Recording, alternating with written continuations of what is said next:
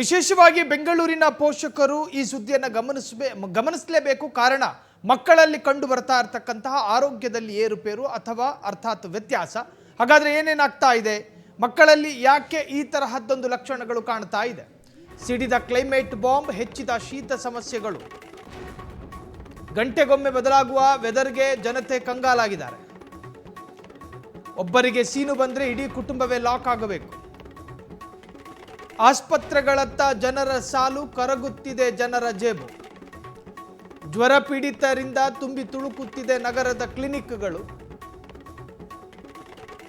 ಸಿಡಿದ climate bomb, ಹೆಚ್ಚಿದ ಶೀತ ಸಮಸ್ಯೆಗಳು. ಮಕ್ಕಳಲ್ಲಿ ಶೀತ ಅಂತ ಬಂದಾಗ ಅದನ್ನು ನಾವು ತಾತ್ಸಾರವಾಗಿ ನೋಡ್ತೀವಿ. ಗಾಳಿಯಲ್ಲೇ ಹರಡುತ್ತಿದೆಯಾ ಹೊಸ ವೈರಲ್?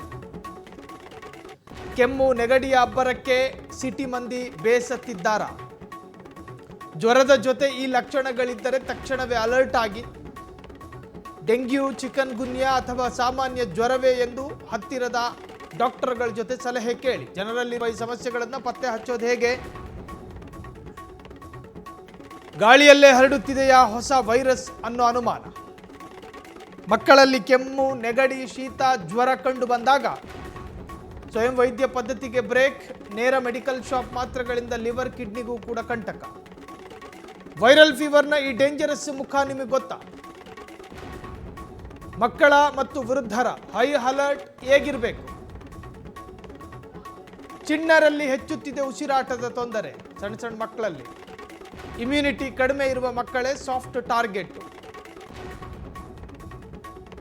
ನಿಮ್ಮ ಮನೆ ಮಕ್ಕಳಲ್ಲಿ ಸ್ವಯಂ ವೈದ್ಯ ಪದ್ಧತಿಗೆ ಬ್ರೇಕ್ ಹಾಕಿ ಮೆಡಿಕಲ್ ಶಾಪ್ನಲ್ಲಿ ಮಾತ್ರೆ ಖರೀದಿ ಮಾಡಿ ಮಕ್ಕಳಿಗೆ ತಿನ್ನಿಸ್ತೀರಿ.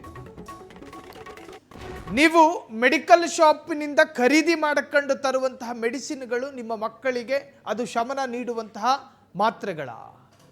ಎಸ್, ಇನ್ನೂ ನಿಂತಿಲ್ಲ.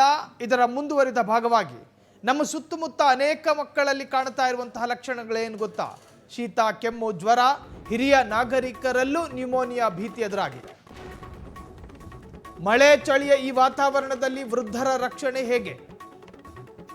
ಶಾಲೆಗೆ ಹೋಗುವ ಮಕ್ಕಳ ಪೋಷಕರೇ ಇದನ್ನು ಗಮನಿಸಬೇಕು.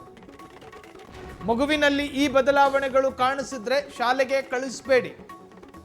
ಹೊರಗಿನ ಆಹಾರ, ಫ್ರಿಡ್ಜ್, ನೀರಿಗೆ ಬ್ರೇಕ್ ಹಾಕಿ. ಈ ಸೀಸನ್ನಲ್ಲಿ ಇರಲಿ ಬಿಸಿ ಬಿಸಿ ಊಟದ ಸತ್ಕಾರ.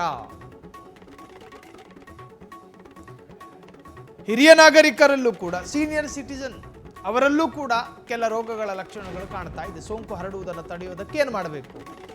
ಡಿಹೈಡ್ರೇಷನ್ ತಡೆಯೋದಕ್ಕೆ ಏನೇನು ಮಾಡಬೇಕು? ಜ್ವರ ಬಂದಾಗ ದೇಹ ಕಾಯ್ದುಕೊಳ್ಳುವ ಸುಲಭ ವಿಧಾನಗಳು. ಮನೆ ಸುತ್ತಮುತ್ತ ನೀರು ನಿಲ್ಲದಂತೆ ನೋಡಿಕೊಳ್ಳಬೇಕು. ಸೊಳ್ಳೆಗಳಿಂದ ಹರಡುವ ಜ್ವರಕ್ಕೆ ಬ್ರೇಕ್ ಹಾಕಬೇಕು. ಪೋಸ್ಟ್ ವೈರಲ್ ಎಫೆಕ್ಟ್ನಿಂದ ಪಾರಾಗೋದು ಹೇಗೆ? ನಿಮ್ಮ ಫ್ಯಾಮಿಲಿಯನ್ನು ವೈರಸ್ನಿಂದ ರಕ್ಷಿಸುವುದು ಹೇಗೆ? ಕ್ಲೈಮೇಟ್ ಬಾಂಬ್ ತರುವ ಆಪತ್ತೇನು? ಯಾವ ತಪ್ಪುಗಳು ನಿಮ್ಮನ್ನು ಆಸ್ಪತ್ರೆಗೆ ತಳ್ಳಬಹುದು?